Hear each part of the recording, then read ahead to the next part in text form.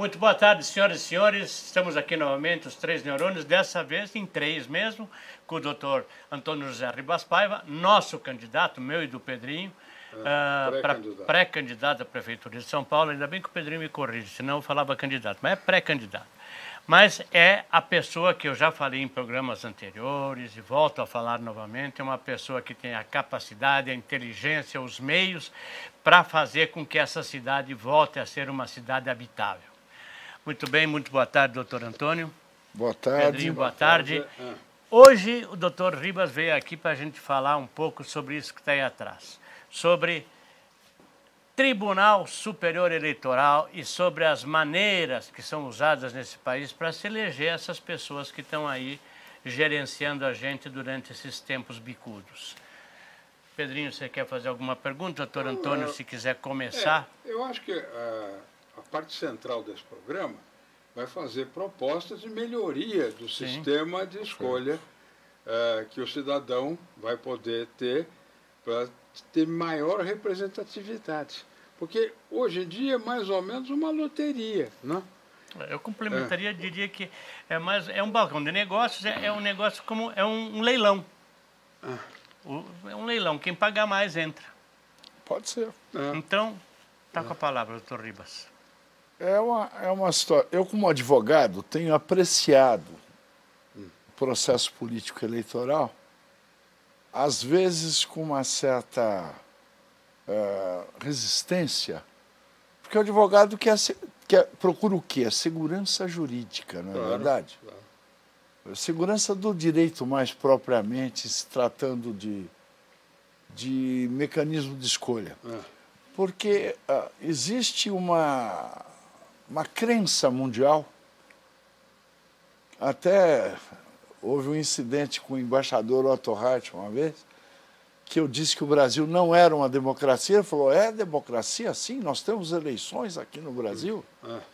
Eu disse, embaixador, o senhor está enganado. O Brasil não é democrático, porque eleição é simples mecanismo de escolha, que a máfia tem, o Vaticano, claro. Não é verdade? Então, não se pode confundir o mecanismo com a democracia. Até o PCC tem. O PCC, bem lembrado. Todas as organizações lícitas ou ilícitas têm os seus mecanismos de sucessão. Claro. Não é verdade? E falar em mecanismo de sucessão, eu quero lembrar aqui do Pierre Trudeau, que ficou mais de 20 anos como primeiro-ministro do Canadá, e só deixou de ser primeiro-ministro porque ele não quis mais. Ele falou, olha, eu já fiz tudo que eu podia pelo Canadá, então vocês vão me dar licença, eu vou me dedicar à minha vida privada. Je suis fatigué. Je suis fatigué. Eu lembro até de uma vez que ele veio aqui de terno, sem gravata, com tênis brancos. Pois é. Você lembra disso? Ele podia. Eu uma vez fui barrado num restaurante aqui, num aniversário em que o restaurante estava... Só para alegrar um pouco o programa. O restaurante estava fechado para um aniversário de uma amiga minha e eu cheguei de terno, gravata e tênis, como ele, como o Trudeau, e não me deixaram entrar. Ordem do senhor Luiz Bola. Então, é assim. O presidente do Canadá pode andar de tênis. A questão fulcral do nosso assunto é a segurança jurídica do mecanismo de escolha. Claro. Porque, veja, você pode ter uma democracia nominal, como é o caso da brasileira, que não existe de fato. Porque o mecanismo de escolha não é confiável. Eu costumo dizer que o processo político eleitoral do Brasil é o cassino do Al Capone. Tá certo. Então você não pode convencer o Al Capone a não roubar na roleta. E agora piorou, porque antigamente eles roubavam nos mapas eleitorais. Na apuração. Na roleta. Agora, a roleta que é viciada, o software da urna eletrônica. Da urna, o programa fonte da eleição. O grande segredo de Polichinelo é com quem fica o programa fonte da eleição. Porque tem um programa fonte, produz o resultado que quiser. Quem fica com o programa-fonte é o Superior Tribunal Eleitoral. Então você tem o croupier, que apresenta o resultado favorável ao cassino. E qual é o resultado favorável ao cassino? É eleger os mesmos ou seus sucessores para que tudo continue como sempre foi no Brasil. Né? Eu costumo dizer que é algo assemelhado àquela obra do Lampedusa, Il Gatto Pardo. Exatamente. Né? Vamos mudar algumas coisas para que tudo permaneça como sempre foi. Tá certo. E é por isso. A questão... existe um movimento no Brasil que fala muito dos mecanismos de fraude das urnas, né? Ou do processo eletrônico. Existe outra corrente que se preocupa com o voto impresso. Isso você tem que vincular a auditoria eleitoral. Exemplificando,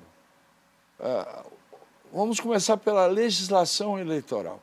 A legislação eleitoral se preocupa mais com os candidatos do que com o eleitor. Que o principal ator no processo eleitoral é o eleitor. E o eleitor não é levado em consideração. Vou dar um exemplo. Se você impugna uma urna, vamos lembrar do tempo antigo, do voto de papelzinho. Aí tinha fraude numa urna. O juiz falava assim, vamos apurar. Fazia a recontagem da urna, não, realmente roubaram 50 votos.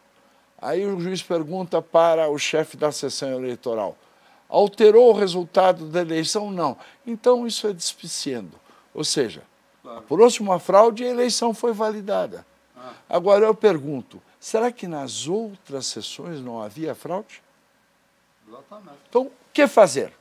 Em primeiro lugar, nós temos que garantir, através da legislação eleitoral, a liberdade de escolha do eleitor. O que é a liberdade de escolha?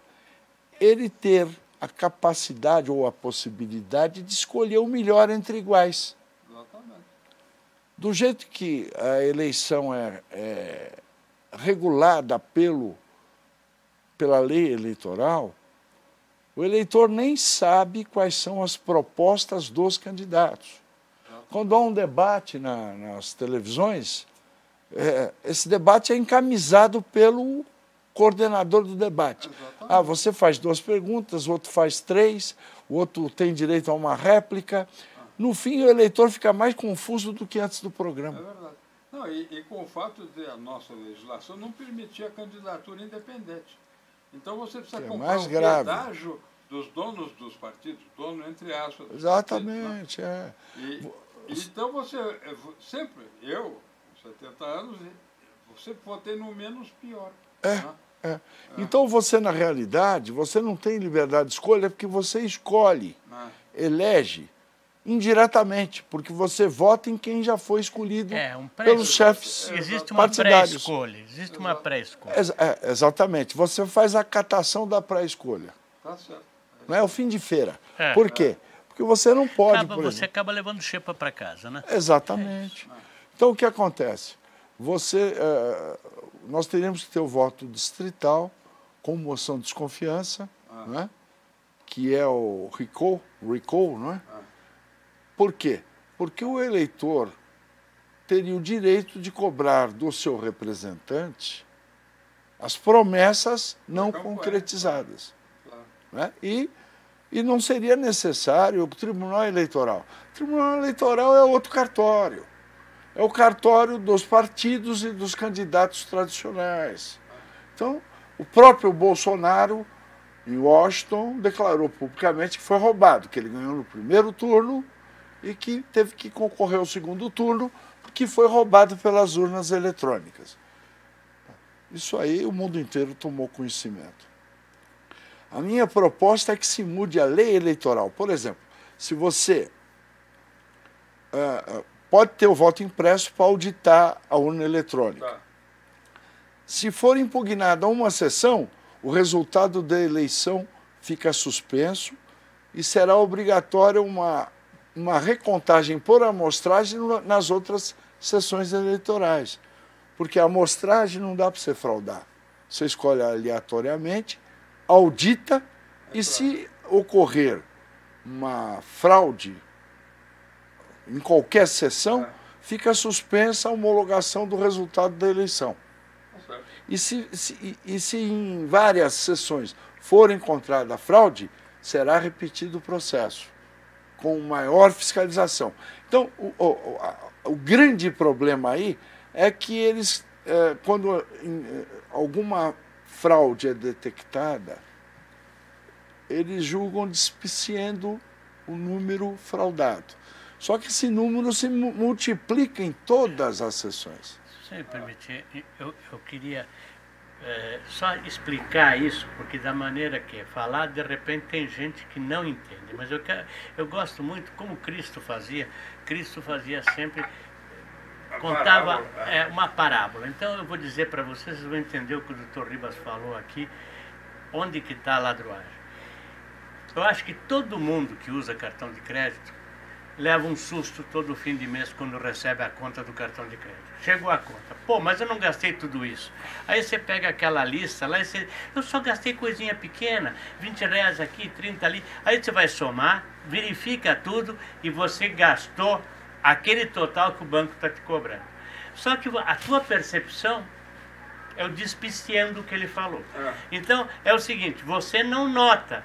Mas roubar um pouquinho aqui, roubar um pouquinho ali, roubar um pouquinho ali, elege o cara lá na frente. Elege quem eles quiserem. Quem eles quiserem, com um pouquinho só. Então, se você não tiver um controle absolutamente rígido, é isso que acontece. Roubou aqui, o cara reclamou, eles vão lá, mas deixa pra lá, porque isso a pouquinho não muda o resultado. Não muda nessa urna, mas muda no total. Então, eu ouso dizer que, com todos esses equívocos da legislação eleitoral, que não garante a segurança do processo, nós não temos uma verdadeira representatividade.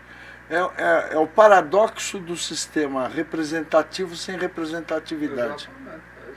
Então, o Brasil não é democracia, o povo brasileiro está sendo enganado. É por isso que ele é convocado a ir votar. Por quê? Obrigatoriamente. Por quê? Para conestar o resultado. Exatamente como o doutor Pedro falou, para conestar o resultado das urnas fraudadas. Então a eleição no Brasil é uma tragicomédia. E o pior que ela não é tão hilariante. Ela é mais tragédia do que comédia. É verdade. E o povo é que paga a conta.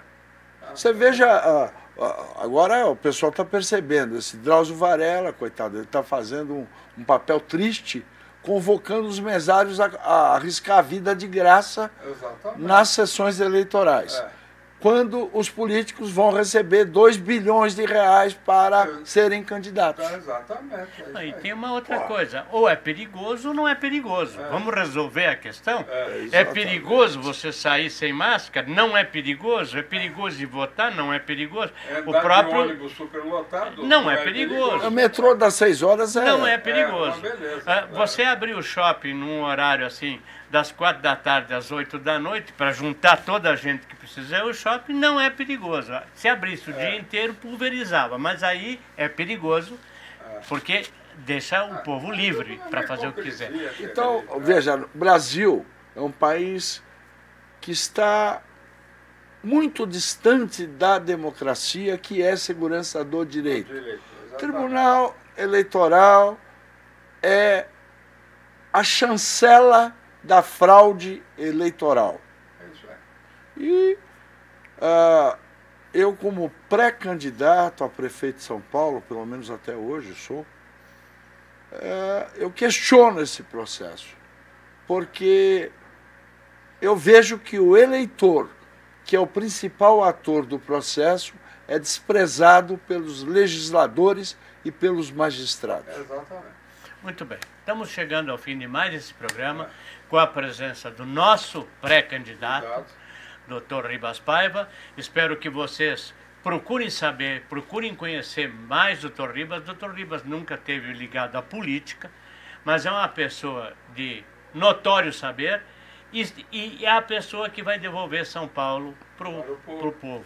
Então, obrigado pela atenção de vocês. Ele vai estar mais vezes com a gente para discutir outros problemas da capital, outros problemas nacionais, porque, por falar em não estamos numa democracia, agora, nesse momento, menos do que nunca, né? Porque hoje nós temos 11 presidentes da República que estão decidindo o que a gente faz. Não, e antigamente diziam que tinha ditadura militar, quando eram governos militares. Não é? Você tinha um núcleo monolítico de poder nacional, que era o alto comando das Forças Armadas. Hoje você não tem núcleo monolítico de poder nacional e tem a ditadura da gravata.